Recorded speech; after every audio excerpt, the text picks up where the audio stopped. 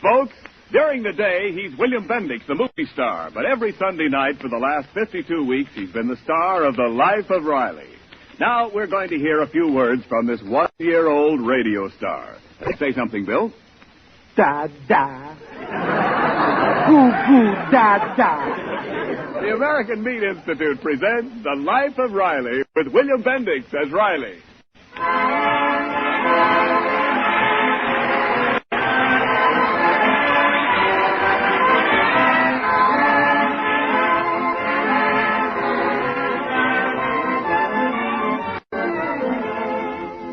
The meat people of America, providing a great food for a great nation. 5 million farmers and ranchers raising fine meat animals. 600,000 men and women in more than 3,500 meat packing plants. 400,000 meat retailers. All doing their level best to fill your daily needs. And now, on behalf of all these, the American Meat Institute brings you The Life of Riley.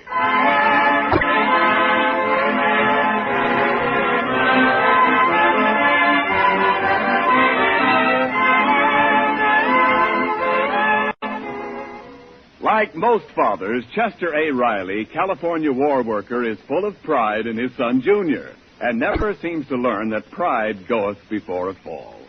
Right now, Riley's at it again. He wants Junior to enter the Silver Gloves Amateur Contest and is out in the backyard trying to sell Junior the idea. Listen.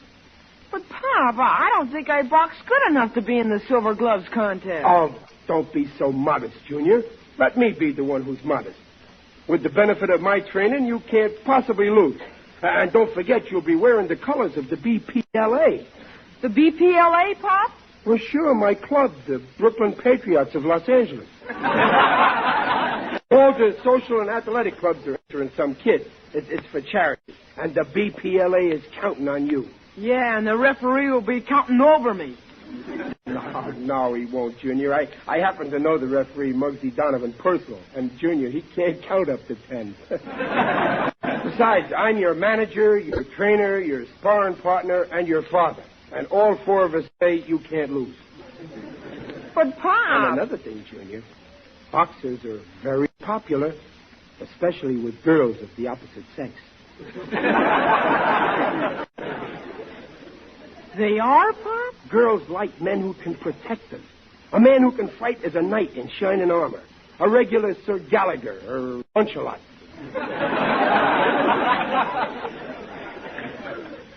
Girls like boxers, huh? Mm-hmm.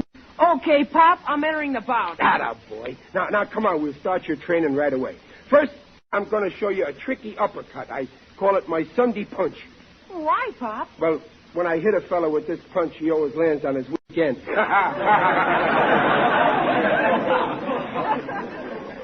Okay, Pop, go ahead and show me. Now, watch me. First, I feint with my left, see?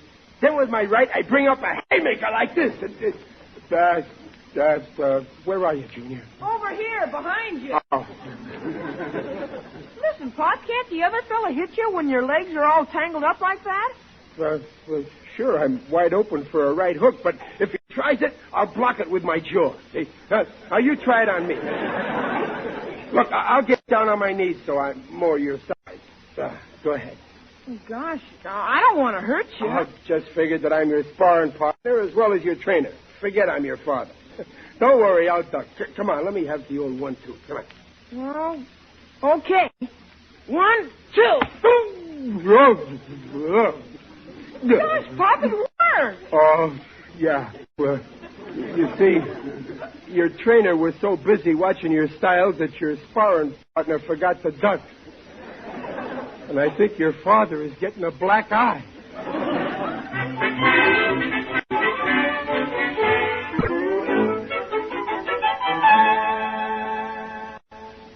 Come on, Peg, let's finish up the dishes fast. Huh? Honest, Riley, I don't understand what's going on in that mind of yours. Now, Dumpling, don't worry about my mind. It's very simple.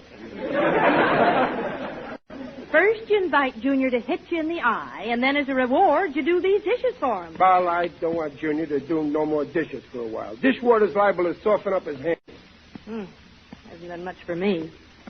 Look, I'm telling you for the last time, I'm not going to let my boy grow up to be a prize fighter with those broccoli ears. Not broccoli, cauliflower. And don't worry, Junior can take care of himself. He's got my fighting blood in his veins. Your fighting blood. Look at that black eye he gave you. I let him hit me to give him confidence. I think the swelling's going down a little, though. When I close my good eye, I can very dimly see the icebox there. That's the gas meter you're looking at. Oh, Riley, don't you think it's dangerous to let Junior fight? Junior's my boy also. Remember, a father's got mother love, too.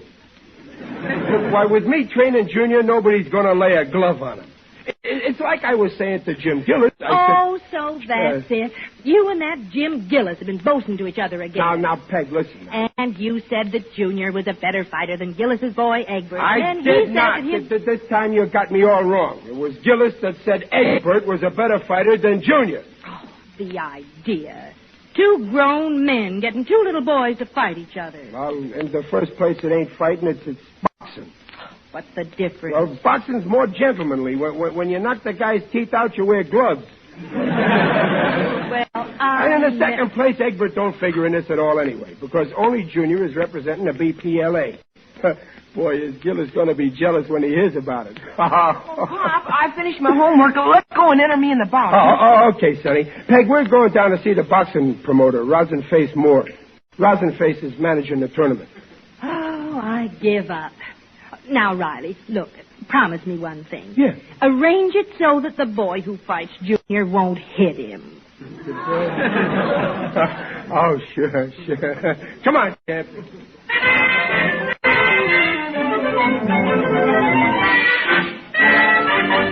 All right, next entry. Mr. Moore, I want to sign up for the schoolboy division of the Silver Gloves. Schoolboy? Yeah. I'm afraid you're a little late. You should have been here 25 years ago. Oh, I ain't the schoolboy. I'm entering my son here, Battling Kid Riley. He's representing the BPLA. No, you're too late, Riley. We already have one entry from that club. Oh, gee, Pop, how can that be? Well, it can't. Well, it is. Mr. Gillis entered his son Egbert for the BPLA 5 minutes ago. Why, the double-crosser, the traitor. That kid Egbert Gillis can't represent the BPLA. He's a cream puff. Just a minute, Riley. I heard that crack, and I don't like it. Relax, Gillis. That Egbert of yours couldn't fight his way through a sheet of Kleenex. He could so, but who can get Kleenex today? Look at this black eye my junior gave me. I don't see your boy giving you no black eye. Well, of course not. Brung him up better. He only fights kids his own size. Is that so? Well, he better not pick on my junior. My boy can lick your boy with one of my hands tied behind your back. Why, you won't... Now, wait a minute. Just a minute. Just a second, man. I'll tell you what I'll do. I'll let down the rules and let both boys represent your club against each other. Then the winner will be the champion of the BPLA.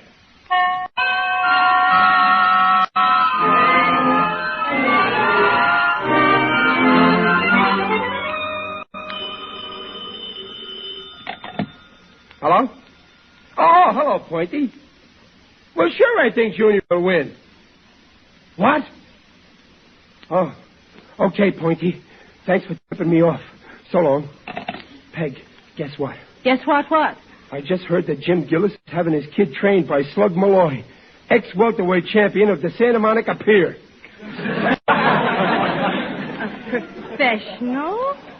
Oh, is that fair? What a snaky thing to do. What an underhanded trick. Only a shift and conniving weasel would do a thing like that. Why didn't I think of it? Riley, I'm worried about this Oh, fight. well, don't worry, Dumplin'. I promise you that Junior won't get hurt. Why, it's such a sure thing I've been laying 3-1 that Junior will win. 3-1? Yes. Well, where are you going to get the money to cover all those bets? Well, who needs money? I bet Muley Dirk and 3 mows of his lawn to 1 trim of our hedge. All I hope is Junior watches his training. Well, what do you have for lunch? Well, let's see. 2 sandwiches and a glass of milk and a chocolate eclair. A chocolate eclair. Again with the custard. If you must feed him eclairs, please see that they're filled with meat. Oh, there's Junior now. Is that you, Chip? Yeah, that's me. Well, Peg, start dishing out that grub. And, Champ, sit down at that table and start packing it away. Go ahead, kid. I'm not hungry. Junior, you got to build up your weight or Egbert's liable to beat you. No, he won't. That's the way I like to hear you talk. Because I'm not going to fight Egbert. Junior, I didn't quite understand you. I can't hear with my mouth full. I'm not going to fight Egbert. Well, I think he's being sensible. I'm glad that's settled. Well, it ain't settled. What do you mean you won't fight Egbert? Why won't you? Oh, I can't tell you why, Pop. Oh, please don't ask me. Junior, there's only one type of a boy who runs away from a fight. I can't help it. I don't want to fight. I just want to be left alone. Junior, come back here. Peg, I know why he's running out. He's scared. He must have heard how Egbert was being trained by a professional. My own son, a coward. Oh, come now. How do you know? I just got a feeling. You know me. I'm psychopathic.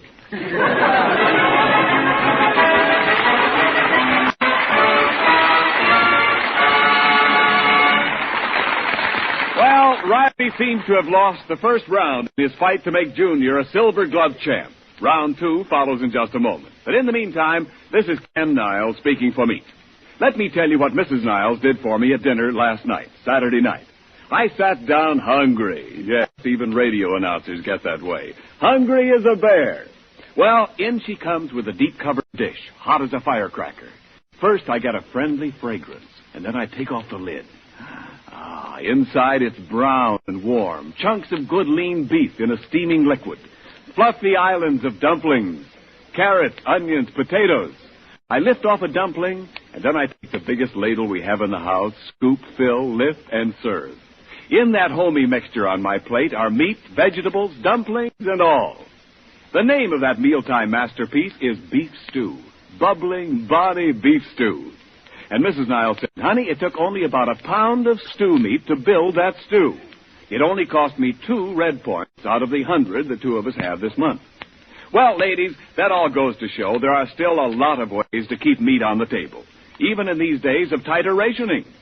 Look for the low-point meats in your market, short ribs, for instance, or sausage. Just 1 to 3 points per pound. Most of the variety meats, such as kidney and hearts and pork and lamb liver, are still point-free. Remember, when you keep meat on the menu, you keep getting those highest quality essential proteins. For meat is a yardstick of protein foods because meat measures up to every protein need. And now back to the life of Riley with William Bendix as Riley.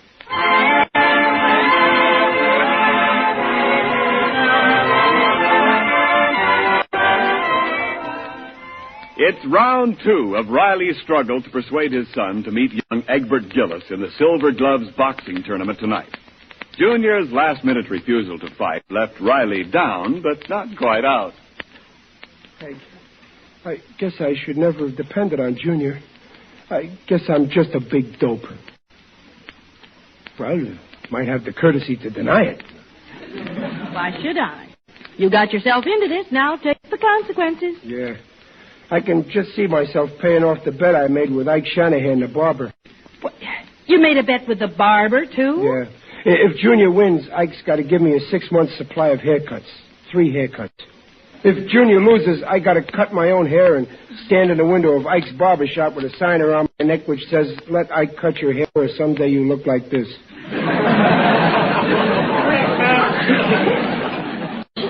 Next time, don't bet. Junior can't treat me this way, even if I am his father. I'm going to have another talk with him. Junior, come in here. Peg, where you go? I've got the dishes to do. Oh, the ships are deserting the sinking rat. Oh, what do you want, Pop? Junior, you've been a great disappointment to me, you know that? I know. And you still won't tell me why you won't fight Egbert tonight? Well, I can't tell you, Pop.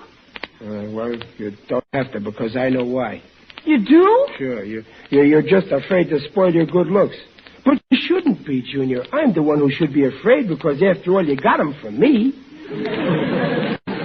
Honest, Pop, I ain't afraid of spoiling my looks. But, Junior, how can you run away from a fight? You were born in Brooklyn, Junior. I'm sorry I got you in this jam. I don't care about myself. I don't even care about Gillis and the boys ribbing me, but what I can't take is the thought that my own son is a... I'm not a coward, Pop. Honest, I ain't. It's something else. Yes, Junior? It's on account of Marilyn Morris, my girl. She said if I went in that ring, she'd never speak to me again. Is that all? Oh, don't laugh, Pop.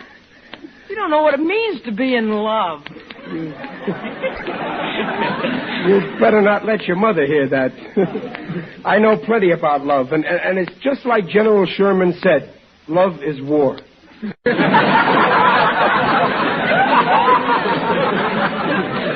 Listen, Junior, suppose Marilyn said she'd let you fight. Boy, if she only would, Pop, I'd get in that ring and tear Egbert to pieces. He's always trying to get Marilyn away from me. Junior, get your trunks and bathrobe together and be ready to leave for the arena on a minute's notice.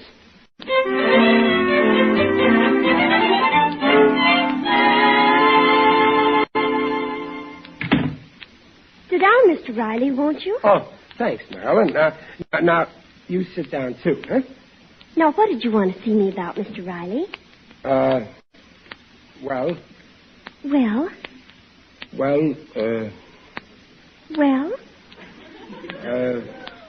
Happy New Year.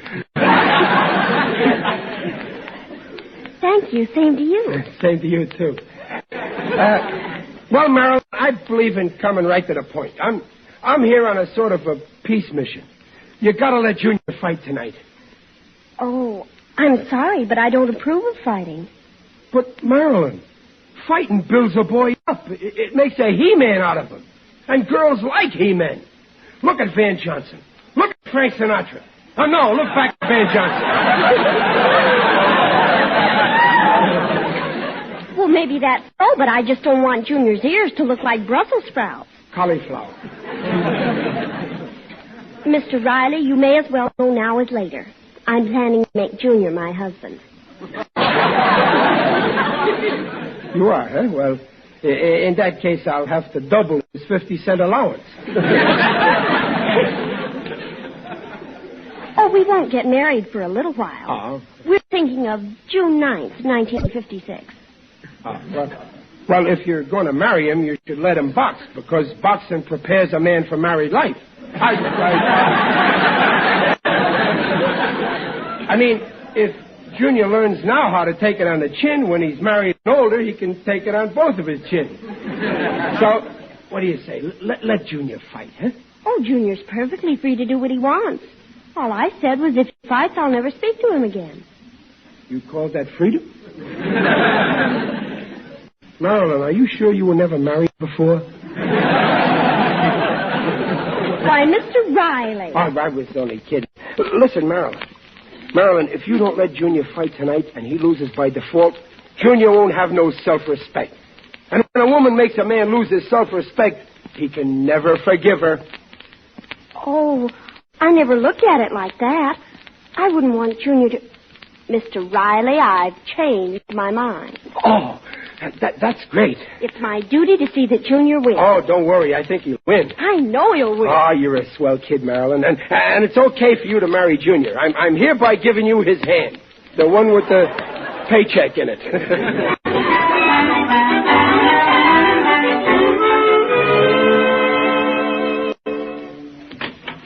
Oh, Mr. Moore, how's the big promoter, huh? Fine, Riley, fine. We're going to have a capacity crowd tonight. Yep. A lot of people want to see your boy mix it with young Gillis. Oh, sure. All my pals are out there, too, and Battling Kid Riley is all set. Where's Moore? Right here, Mr. Gillis. Why, what's wrong? Where's Eggbite? Have you seen my Eggbite? Where is he? Don't you know? No. The last I know, he was going over to see some little kid, Marilyn Morris. I just called her. She said he never showed up. The kid is missing. Huh? He's smart. Now, listen, Gillis. You're putting me in a fine spot. There's a big crowd upstairs waiting to see the Riley Gillis bout. If we don't give them one, we got to turn back the money. The charity loses, and I look like a heel. Well, my Junior's here. He ain't afraid. My Eggbite ain't afraid. He's just missing. I wish I could find a substitute fight. I wouldn't be surprised if Egbert was kidnapped. Why would anybody kidnap Egbert? Somewhere I gotta find another fight. I know why. And I think I know who done it. Gillis, who do you think you're looking at? Who do you think I'm looking at? I asked you first. Somewhere I gotta find another... Wait a minute, I got one right under my nose. You want to make something out of this, Gillis? I do if you do. Okay, I dare you to knock this chip off my shoulder. There ain't no chip on your shoulder. Well, I dare you to put one on. Now, wait a minute, gentlemen, wait a minute. Never fight for nothing. Now, there's a big crowd upstairs waiting to see the Gillis-Riley bout. Well, they're going to see it. But the kids can't fight. His kid ain't here. Well, your name's Riley, ain't it? And his name is Gillis, ain't it? I'm putting you two in the ring. Gillis versus Riley, just as advertised. Now, wait a minute.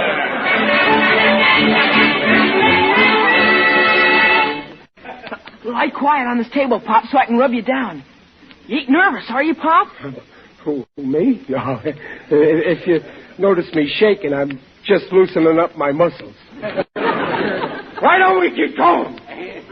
Pop, don't forget your old Sunday punch. Yeah, but this here is only Saturday. Well, what's worrying you, Pop? Huh? Oh, nothing. I'm only thinking about poor old Gillis. Him and me been pals for years.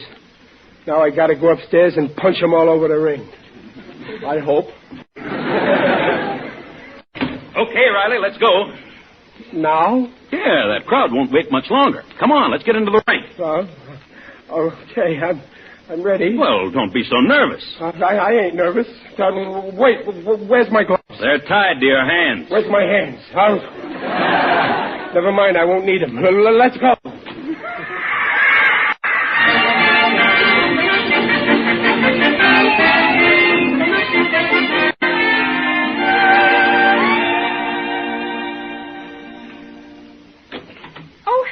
Marilyn will come in, dear. Thank you, Mrs. Riley.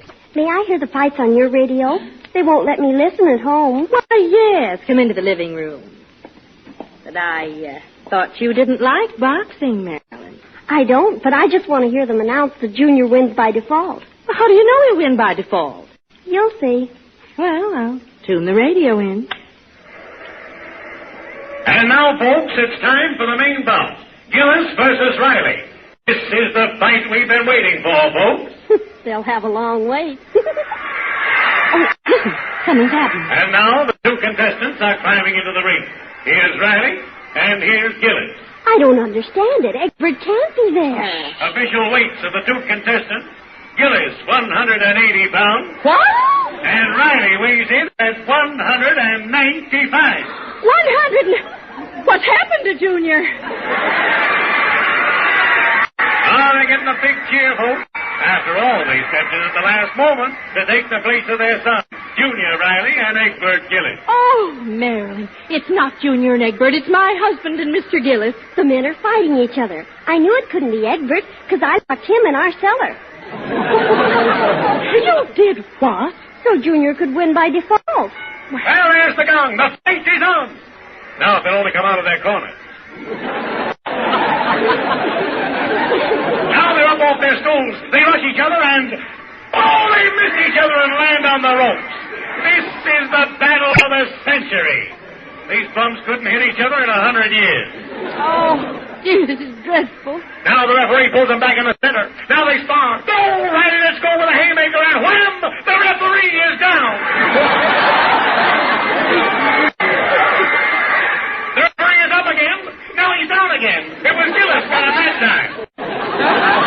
Now both fighters are picking up the referee. Oh, Gillis trips Riley. They drop the referee. Riley slugs Gillis. Gillis slugs Riley. The referee is up. Now he's down. Now they're all down. I can't see what's going on. Well, that's the end of round one, folks, and what a fight. I wish you could be here. This is for charity, folks. They say charity begins at home, and that's where Riley and Gillis wish they were. And that's where they ought to be, those two. And remember, folks, these prize fights come to you through the courtesy of Digger Odell, the friendly undertaker, whose motto is, when you think of boxing, think of me. Round two. The men come out. No, wait, they're not coming out. That last round seems to have winded them. Well, this will be a no decision bout unless... Yes, Riley is coming out. Punchy but game. Now Gillis is up, too. Oh, what a fight. They stagger to the center. No! Gillis is down. But Riley never touched him. He must have fainted. Riley is counting over Gillis. Oh, I forgot to say the referee didn't come out for this round. 3, 4. My, I thought prize fights lasted longer than this. I think they're supposed to, but not with those two in there. 7, 8, 9, 10. It's all over, folks. Riley is holding up Riley's hand. The winner, Chester Riley. Come over here to the microphone, Riley. Say a few words to the radio audience. What's the matter, Riley? You too winded to talk? No, I got plenty of wind. Only it goes in and out of my mouth too fast. It was a great fight, folks. And the best man won. I feel fine. Gillis never laid a glove on me. But if Jake of Jake's Meat Market is in the house, I want to order 2 steaks. 1 for each eye.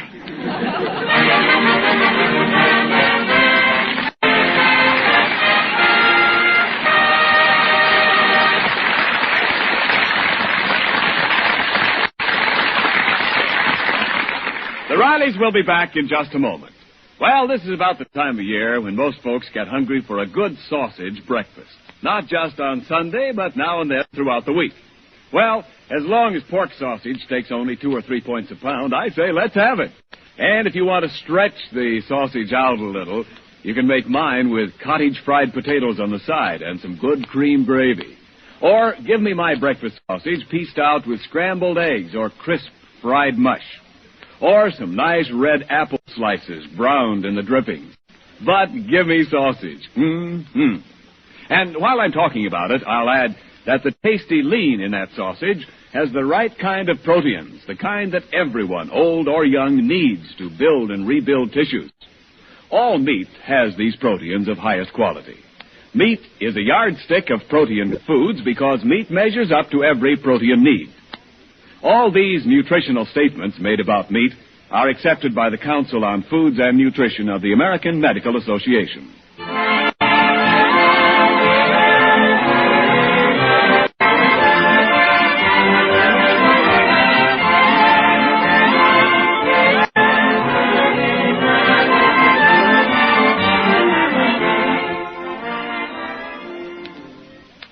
Folks, this is William Bendix getting personal for just a moment. Tonight is something of an occasion for all of us who are part of the life of Riley. This is our 52nd program.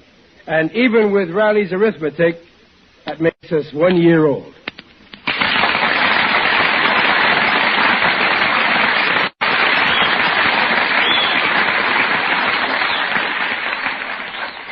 Thank you.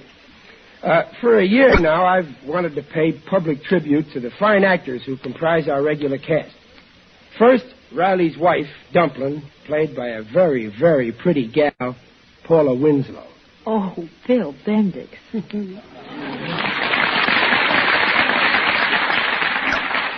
When television comes, her blush will be a sensation. Riley's son, Junior, is Conrad Binion, and Jim Gillis is John Brown.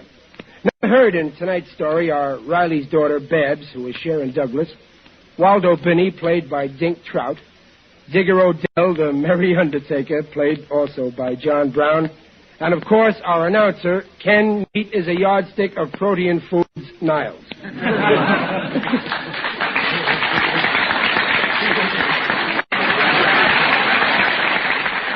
For all of us, it's been a pleasant privilege to meet you at your radio each Sunday, and if we've succeeded in giving you a smile or two, well, that's the nicest birthday present we could possibly have. Good night, and see you next week.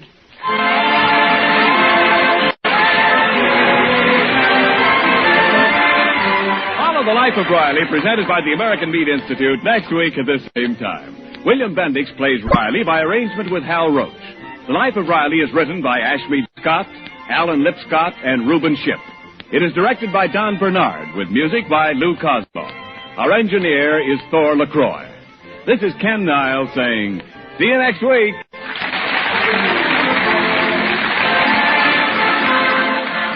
is the Blue Network.